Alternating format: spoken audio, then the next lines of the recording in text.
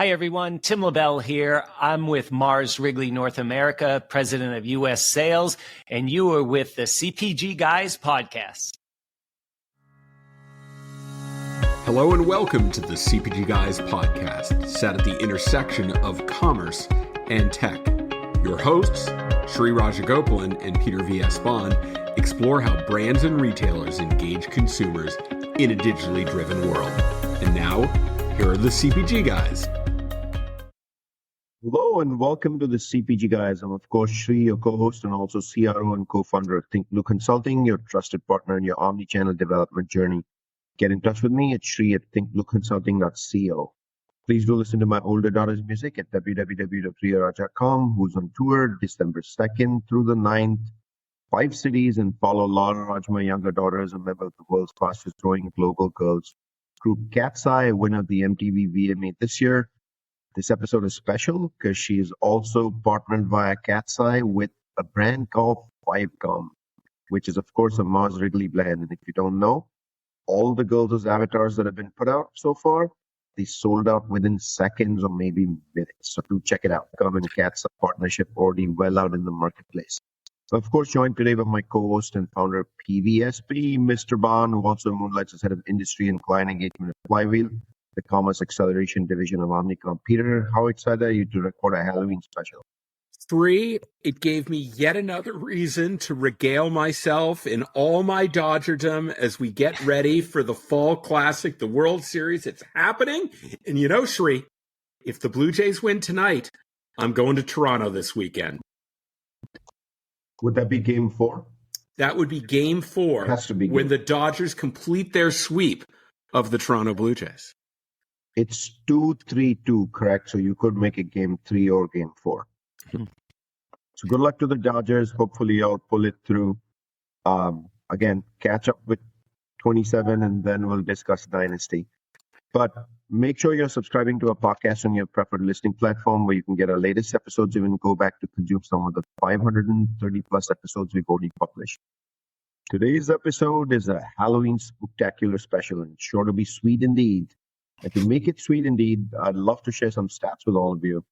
Halloween spending in 2025 is expected to reach a record $13.1 billion US, and all of these stats come to you straight from NRF. Top holiday activities this year include handing out candy, 66%, dressing up in a costume, 51%.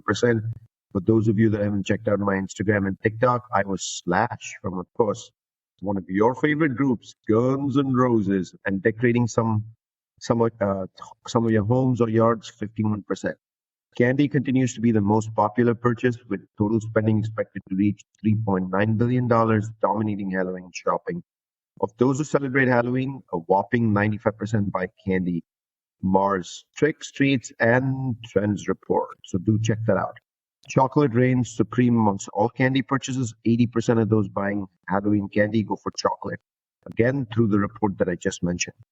Gen Z and millennials are more likely to purchase gummy, fruity, and sour treats. Again, check out those details in the report that I just mentioned. Hence, we decided why not invite someone who this time of the year is known as Chief Halloween Officer. So let's welcome Tim LeBel, President of Sales, Mars Wrigley North America. In this role, he leads sales and customer collaboration for the world's largest manufacturer of chocolates, confections, gum, and mints. Tim also has the title of Chief Halloween Officer for the org. With a team of dedicated associates, he leads partnerships with retailers who bring millions of loyal consumers a portfolio of iconic global brands that includes M&M's, Snickers, Skittles, Starbucks, Orbit, and Altoids, amongst many more. Tim, welcome and happy Halloween. How you doing, man?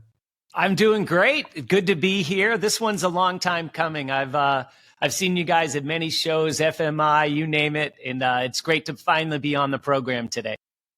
Looking forward to it. So we're excited to have you on the podcast. Pina, I would particularly like to mention and also thank your team for sending us an assortment of Mars Halloween confections to help us get prepared for today's conversation. Some of that has already been consumed in my household.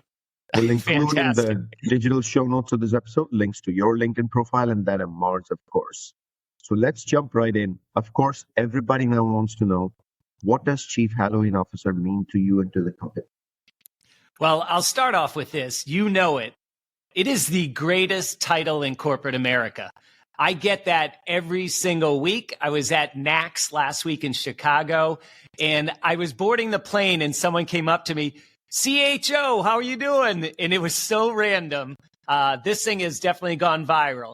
Maybe not cats viral, but it's getting big, and I'm pretty excited about it. And really, the reason behind it is I get to represent 8,000 Mars Wrigley associates every day in North America. The Halloween season is our Super Bowl. It takes multiple years to pull it together. I get to be the voice in the authority on Halloween, and I take that very seriously. It's really to help bring awareness to the season, how it's growing, where the consumer's shifting, and how Mars Wrigley treats are coming into that environment each and every day in each season. It's been tremendous honor and a lot of fun, to be honest. Hey, Tim, thanks for joining us. Here at the CPG Guys, we couldn't be happier to know that CATS has partnered with Mars Wrigley through the Gum Association. That's just what a perfect match to bring those two incredible entities together. Those things sold out in like seconds. Peter. It was crazy. It was crazy. Went on sale, and I'm looking at you know that I actually am on Instagram right now. Oh, there we go. Tim's holding something up. So this is how popular the tie-in is. I asked for samples this morning in our headquarters, and guess what? They shut me down. I got a picture. I had to lean on Lara to get some. So, oh my God. We souvenirized some of these things just for her to remember a decade later, perhaps. Tim's inability to get the samples is what would be classified as a high-grade problem. You think I should sell Tim one back? I think you can. I think you can do it. Get the Venmo out, Shri. All right. They'll go into the Hall of Fame. It's going to be crazy. All right, Tim, you made reference to the fact of how important Halloween is to the Mars Wrigley business. Give us kind of dimensionalized for this. Like, when does it actually start, and what is involved in the process of getting ready for this monumental annual event for your company? Yeah, so surprisingly to some, it actually takes us 2 years to plan out the season. And we do it in two waves. So on November 1st, we'll start line reviews with our key retailers, and we'll look at the trends. How did Summerween impact back to school, baking season, watching your favorite spooky movie, whatever the occasion may be? There's so many micro seasons within Halloween. So we'll look at all that data and we'll determine what sold the best and why. So what consumer shifts may have happened within the season, and we'll make our adjustments for 2026 season. So that will happen in just a few short weeks. But then we spend a lot of time through our joint business planning sessions and really start to look at what flavor profiles resonated with consumers. And we'll start to think about, where do we need to double down on textures or different type of variety bags and mixes? I like that you, Mr. Bronze, are already jumping right into the products. That's a good sign for the program. But yeah, so then we go through that, and if we need to add new profiles, new flavor profiles, or new packaging, we'll work with the retailer, and that takes a little longer to plan out. So that's why it says it takes about over 2 years to really bring it all together. I know you talked about the retail partnerships there, but what about inside the house? Working with the brands, etc. I'm guessing you have to go through the strap plan exercise before you get into the AOP with the retailer. Yeah, very much so. And we call it in our house, we call it the one demand strategic exercise. And one demand for us is a 4-stool pillar. And number one is sales, marketing, supply, and our digital team. And we collaborate together to formulate our go-to-market strategies for each and every season. Today, we're talking about Halloween, but we obviously have 3 other major seasons. And you guys know this better than most. Summer's becoming a major season in itself. So we're very, very much focused on summer. Specifically for Mars Wrigley, we're focused on summer road trip. And how do we bring our portfolio to life within the summer road trip, Memorial Day to Labor Day, where you guys know people are on the road, they're busy, and our treats play a critical role in that journey. So I want to get the seasons right for our audience. So there's Valentine's at the beginning of the year, then there's Easter. Now there's a fifth one, summer. Then there's Spooktacular, Halloween, and Yep. then the holidays, correct? Thanksgiving through to the end of the year. Exactly right. The big Awesome. five, we call it. And so we weren't going to jump into anything digital today, which we typically do every single conversation here on the CPG Guys. We love talking omni-channel. But since you mentioned it, I'm going to go a little out of script here and actually ask you, how important is digital to Mars Wrigley, especially around the Halloween season? Yeah, absolutely. So the first thing is, at Mars, we say the consumer is our boss. So we need to be where the consumer interacts with our products. And digital is a critical role. And we do a lot of things to bring that to life. A couple that I'd love to share with you is, one, we know 35% of our consumers shop confectionery online for Halloween. So they're moving in that direction. So we need to be there with them. And we look at everything from tying in, if we're doing a test and learn, we'll work with a partner like Amazon to learn in a very controlled, disciplined environment. And we'll get some key learnings for maybe launching a new product the following year. We've had a lot of fun over the last year launching items with TikTok. For the very first time, we launched Skittles Popped on TikTok, and it sold out in 8 days. From there, we just launched a new product called Skittles Fuego, which is a spicy gummy, and that did fantastic on TikTok. And right around the corner, we're about to launch our very first chocolate freeze-dried product called M&M's Popped, which is M&M's Caramel Popped. So taking the traditional M&M's caramel, freeze-drying them into a whole different texture experience. So we're pretty excited, and digital plays a critical role in meeting the consumer where they're at. So Peter, the M&M's freeze-dried pops, we got to have an unboxing session. We can be the adult influencers. What do you think, Peter? Absolutely, Sri. And might I mention also that the CPG Guys are regular purchasers and consumers of M&Ms. customized CPG Guy logo M&Ms. Those are in our swag repertoire. Oh, yes, they are. This correct. I love Especially it. for events, and you can see one such event right here.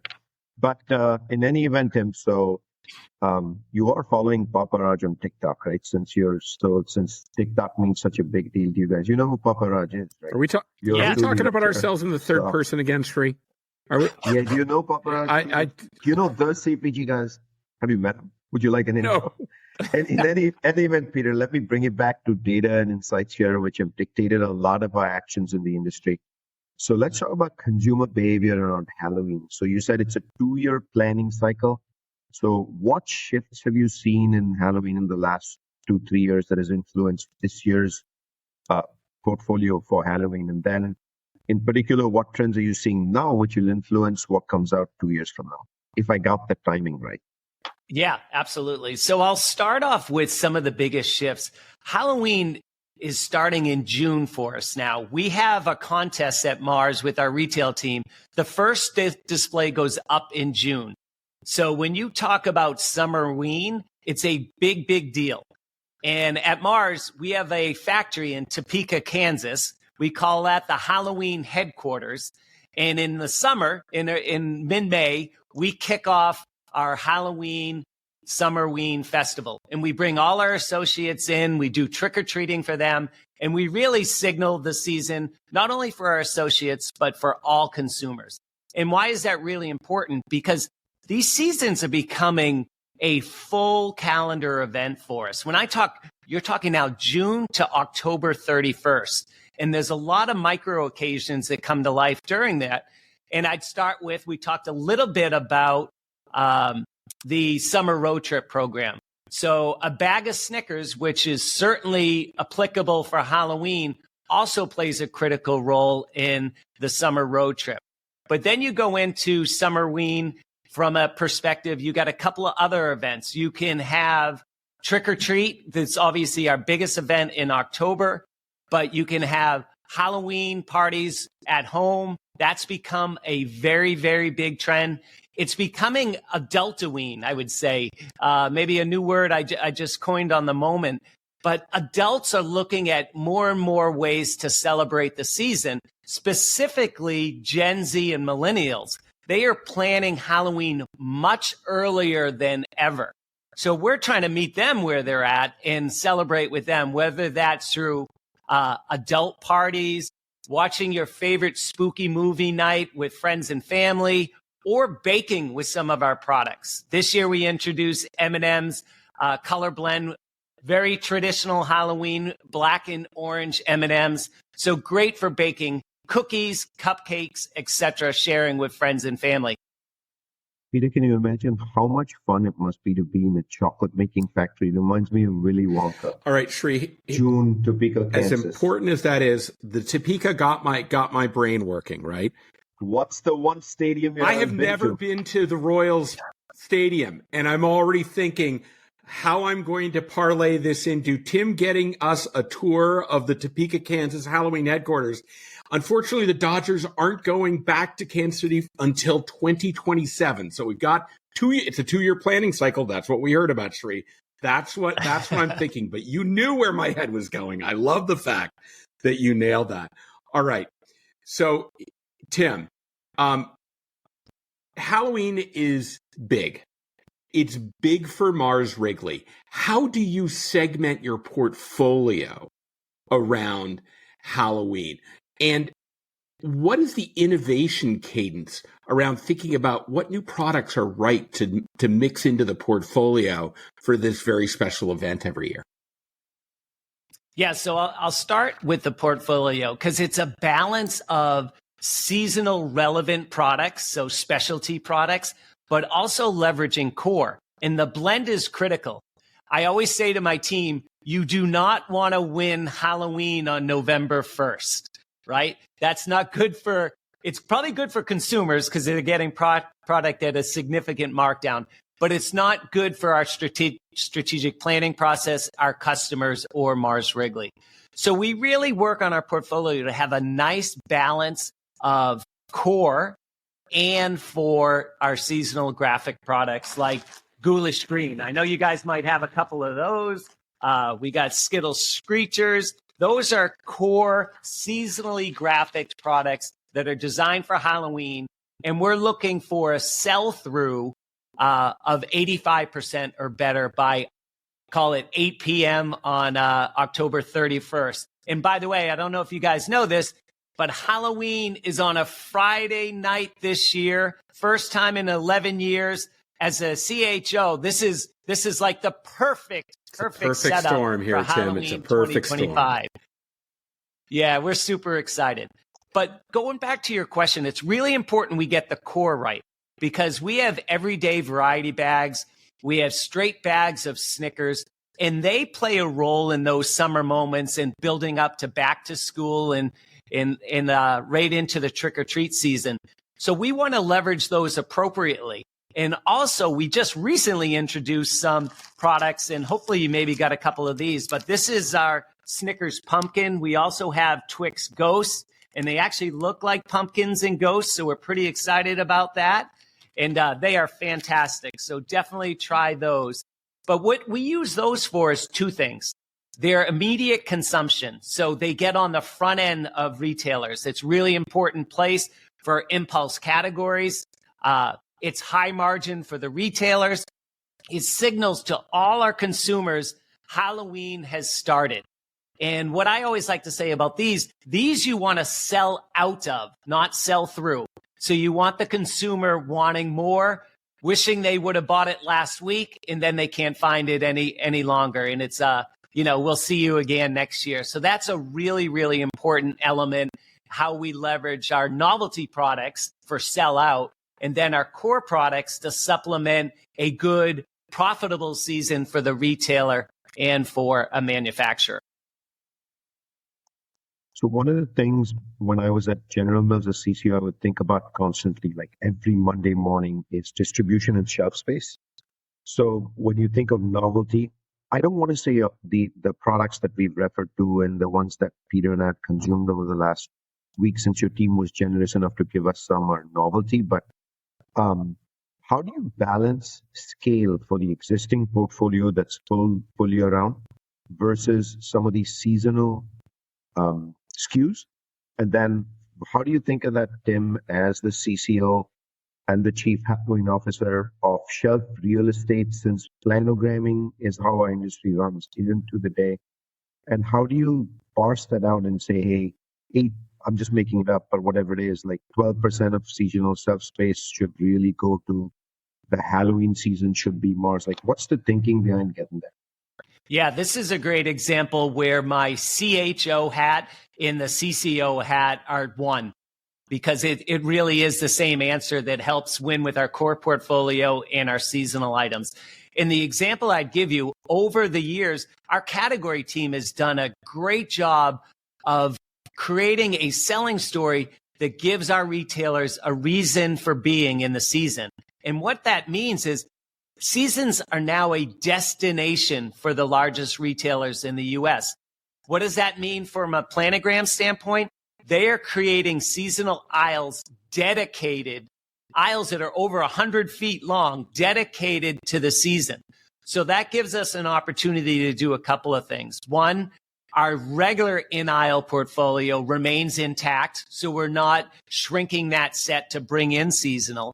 It also signals to the consumer that you can get your costume, you can get your snacks, you can get your favorite decorations for your outside.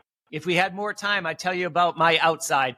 My house lives up to the Chief Halloween Officer role. In my neighborhood, I give out full-size bars. There's no messing around as a CHO in my town. And I built quite a reputation in doing that. So it's been a lot of fun. But you can get those decorations and your products for baking and your products for spooky movie night all in one aisle. And that's become a destination and a huge selling point for our retailers to bring foot traffic back into the store. Shri, I don't know about you, but I think I need to hire a real estate agent in New Jersey, because I want some of those full-size bars. That's what I'm talking about. All right. If it isn't readily apparent, Tim, the CPG guys are just big kids at heart. But that brings up the topic of kids versus adults. How do you think about that consumer dynamic? Because we certainly love all this stuff. How do you think about that from an assortment and a marketing and a merchandising perspective? Yeah, I'd start off with this. So chocolate, when you think of Halloween products, chocolate is still 80% of the sales. But this new generation, when you think about Generation Z and millennials, they love fruity confections. So we're creating variety bags that have both fruity and chocolate. We have items that are very specific to, I can't find it, Skittle Shriekers somewhere around here somewhere. But yeah, you can help me out right there. But so the younger generation, they are loving fruity products, but it's still a very small part of the overall season.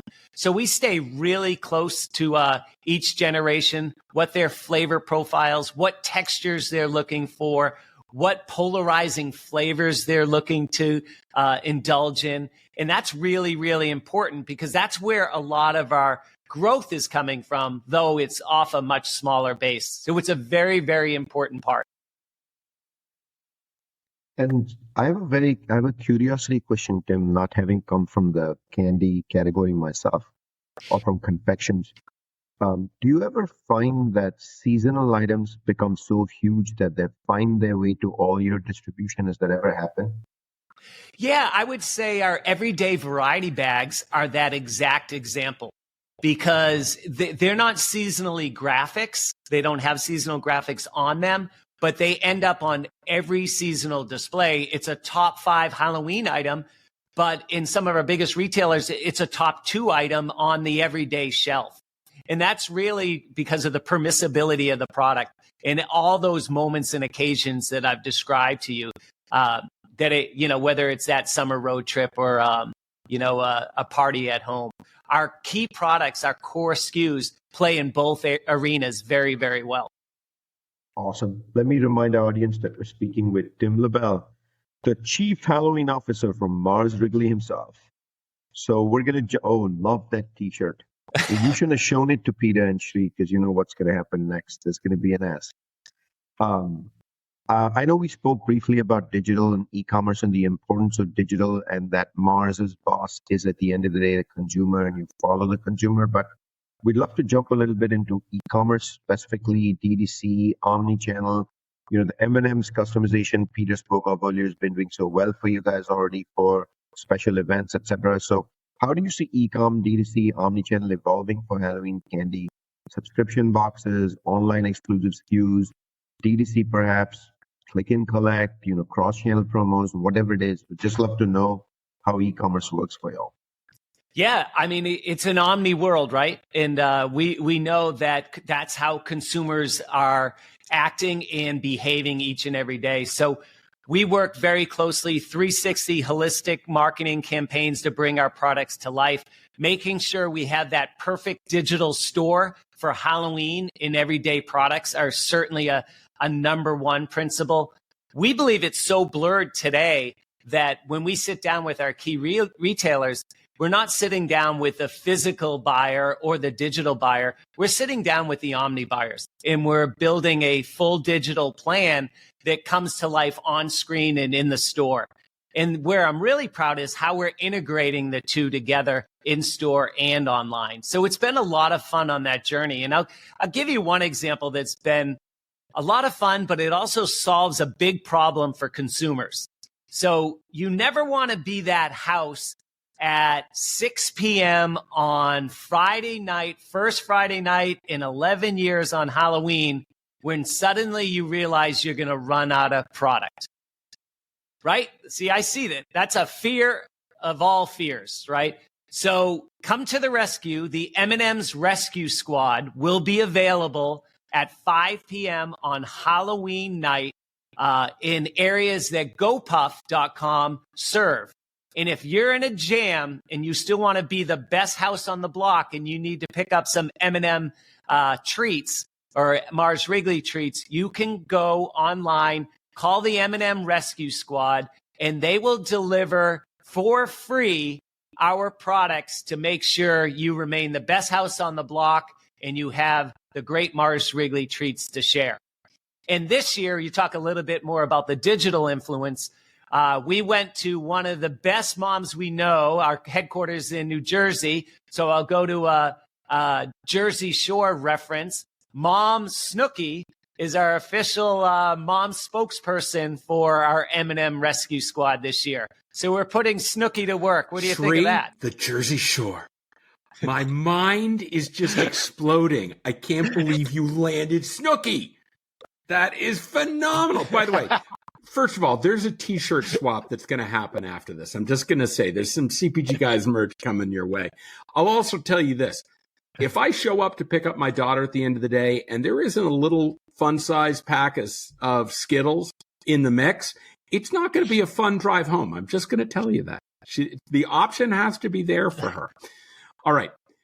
So you brought up GoPuff, which I think is great. I've got it. I've got their app on my phone. I now know you have the Halloween day part problem solved. So that's really good to know.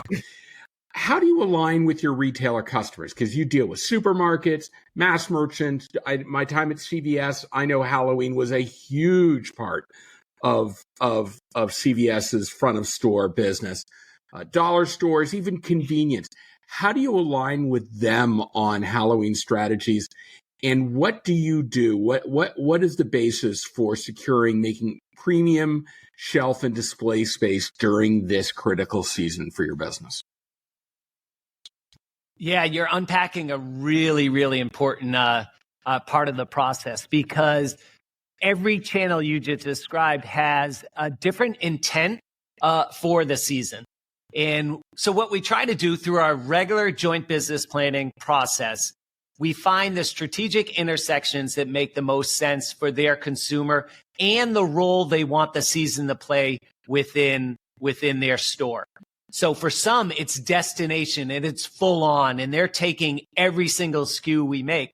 Then there's others that really want to make sure they're shouting value. And you think of the value channel or the dollar stores. And we work with them. We spend more time with them working on price pack architecture designs for the next year out, 2 years out. So we have SKUs for Halloween from as low as a 15 count all the way up to a 350 count variety bag.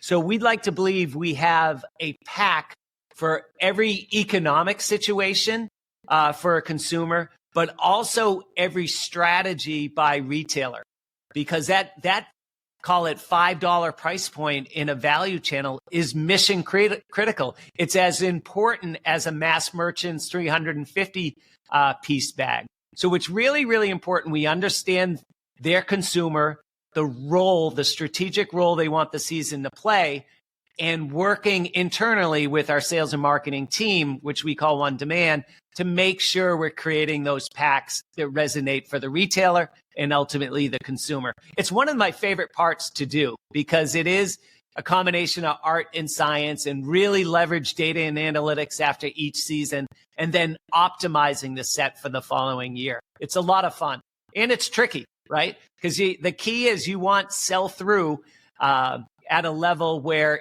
I always tell my team, you can't win Halloween in September, but you certainly can lose it. So you need a portfolio that can work June through October 31st. And that's really, really important because if you're on track and the season's doing very well this year, it's on track collectively as a category, we're well positioned for the next 2 weeks. We're going to have a very, very strong Halloween 2025 as an industry. And as the CHO, that's super important to me. I'm going to say congratulations and good luck as we are deep. We're on the end side of the Halloween season right now. Like you said, this has started all the way in June. So at this stage, it's the markdowns that as a company and as a brand, you don't want to see at this point. So I'll certainly be out on the street in store next week. I'm in store in Minneapolis, several stores. So I'm definitely going to look out and actually walk the team that I'm with through the I have a reason now to also go to the confectionery aisle. We were going to do salty snacks only, but now we have a reason. You've given us snippets of over 2 years how products are developed, but can you walk us through the innovation pipeline for Halloween SKUs? Ideation to shelf, you mentioned it takes 2 years. And then most importantly, how do you actually test ideas that come by before you put them into the marketplace for the Halloween season? Yeah, so I'll use really Snickers Pumpkin as a really good example. So we were at one time in the shapes business, and honestly, our shapes were not performing at the level we wanted them to. And we thought we're going to revisit the price point, the formulation, the launch strategy, et cetera. So we bring in our R&D food scientists. We sat down with some of our strategic partners at retail, and we walked them through what's working, what's not working, what consumers enjoying about molded shapes. Is it the price point? Is it the indulgence? Is it the immediate consumption that it doesn't make it to the car and your pumpkin is gone by the time you fire up your car in the parking lot? And we take those insights and we sit down with our On Demand team, our marketing partners, and we map out what brands are most applicable to meet that consumer need. And for us this year, and this is now year 2 of shapes, it's Snickers and it's Twix. 2 items that are iconic in the confectionery industry, but we're untapped in the immediate consumption seasonal play. So we're super excited. You're now going to see at Christmas, you're going to see Santas, Valentine's, you're going to see Cupids and hearts. Easter's, you're going to see eggs. And this is a platform we can build off. And it all started with really our food scientists joining us in these collaboration meetings to understand the consumer trends at the next level and making sure we're building the brands, the portfolio, and ultimately the right value proposition for consumers each season. And what I always tell my team, I'll leave you with this one too, as far as this question goes, is when you think about Halloween, if you have north of 80-85% sell-through, that gives you permission to build 2026 planning. When you have a tough Halloween, and I call it in the industry, a Halloween hangover is not good for the immediate season, but it's certainly not good for the following season. So mutuality is one of our 5 principles at Mars. We want to make sure we have a mutual sell-in, the right amount So it leaves them with limited markdowns and sets up the 2026 buy. You get that right. Don't tell anyone, but it makes the CHO job really, really easy. Wow, that's absolutely terrific. Very, very helpful. All right. So what I'd like to talk about is how this all comes together in an activation. What role does marketing, your advertisement, your PR, your investment in retail media play in your overall programs, particularly around the leveraging of social media, influencers in today's day and age, and tying this all into the activations you have? How does that all take the basis and the fundamentals you've built with very traditional kind of in-store activations and really plus it up into a major event? Yeah, and that's the amplification process we're always working on. And I teased one out. We got Snooki on the payroll for this Halloween and how she'll help bring it to life through the M&M Rescue Squad. But we're also doing a lot of social ads that we created this year. Ghost Roommate. So if you have the opportunity, Google that one. Ghost Roommate is running now. And that is very specific just to social platforms. We also have our national media, which plays a critical role. So yeah, we're trying to tap into every media element possible to us, including influencers, including people like Cat's Eye. Who knows, next year, Papa, we could be talking about a Halloween tie-in with Cat's Eyes. I just checked out the Ghost Roommate Rainbow Skittles. It's pretty cool, actually. Thank you. Nadia is going to love it. I will. I will. Original chewy single, original gummies. Ooh, she loves gummies. She loves gummies. Share size. The choice, plenty of choice, and made for birthday parties. So there we go. I love it. All right. So let me close this out, Tim, with, you talked about a 2-year cycle of developing these. You got to get the retailer involved. You're obviously following the customer to get the trends going. But now let's look at a long-term horizon, right? We're early in what I would say transforming for 5 years out. But if you look at risks and opportunities, you've been very clear to say, planning starts way in advance. You want to win this season, you got to get your mind to it a couple of years in advance. And then you don't win the season in October and September. You win the season in June with the flawless execution you bring to the marketplace, right? Displays, things of that nature. But what do you see as the biggest opportunities and risks for Halloween confectionery over the next 5 years? And do you think confectionery will stay strong with the record numbers we announced earlier on the show, thanks to a report that you guys were able to share in NRF? Yeah, what I'm really excited about is when I look at even the season over the last 4 or 5 years, the season was contracting in sales still the last week of Halloween. You're talking 45-50% of the sales are still done in that window. But now adults are making the seasonal experience much more longer in nature.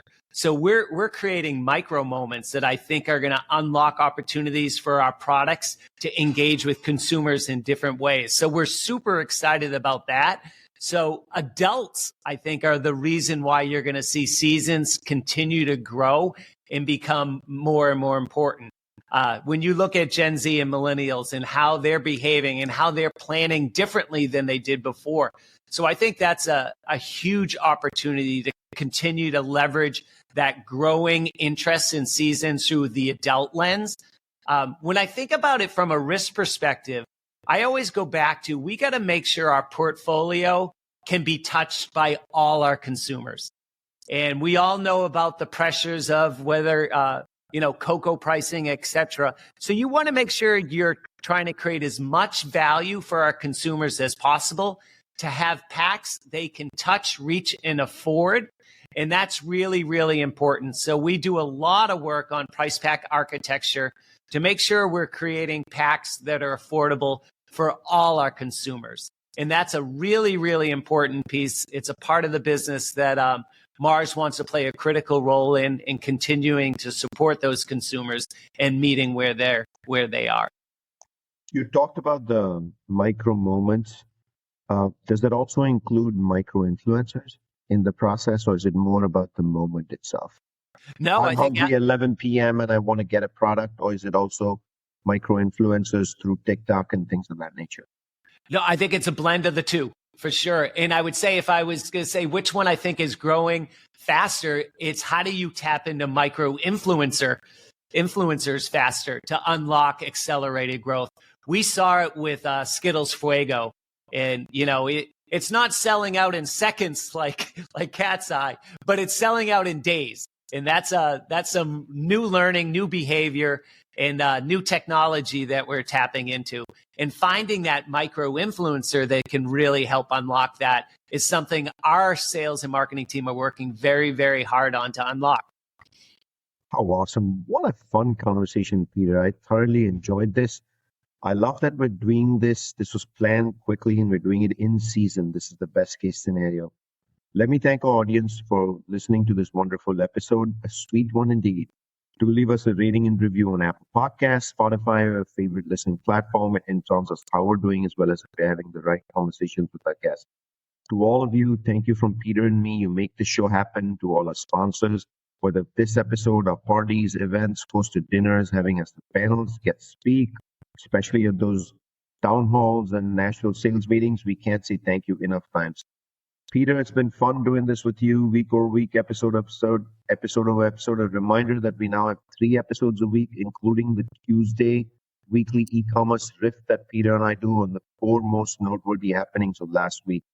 What's your big Sheree, to takeaway quote from this you, episode, this is Peter? a Power Pack episode full of learnings and knowledge, but I think what I'm actually going to do is boil it down to, you know how we love to immortalize relevant sayings of industry luminaries on T-shirts? You ready?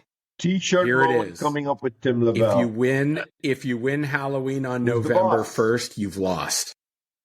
That is what's going on the T-shirt. That is what. if you haven't sold through your inventory and you haven't sold it out, that it's not a good winning strategy to be winning all the discounted merchandise on the day after Halloween.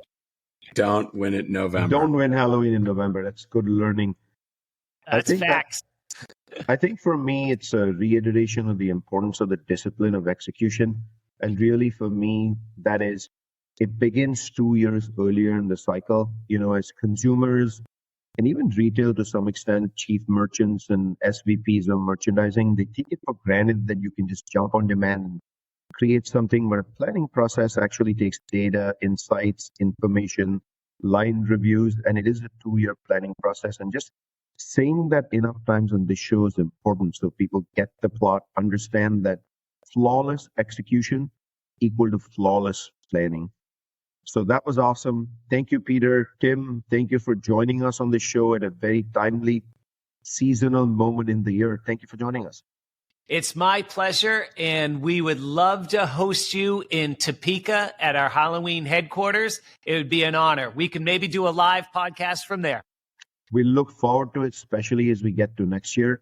That's a wrap of this episode. See you soon on another episode of the CPG Guys.